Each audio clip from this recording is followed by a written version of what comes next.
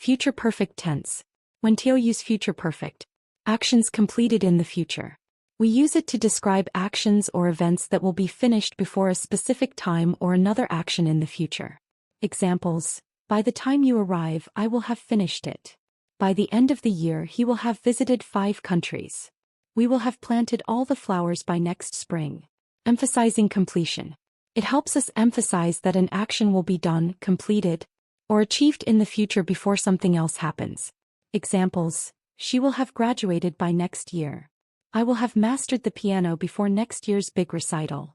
By the time he retires, he will have worked there for 6 years. How Teo form future perfect. Positive form. Start with the subject add will have, and then add the past participle form of the verb. Examples: he will have finished the book by Friday. We will have cleaned the house before the guests arrive. Negative form. Use won't have after the subject and then add the past participle form of the verb. Examples: I won't have eaten dinner by the time you come. They won't have completed the project by the deadline. Question form. Begin with will, add the subject then have. And finally add the past participle form of the verb. Examples: will they have fixed the car before the trip? Will you have read the entire book by tomorrow?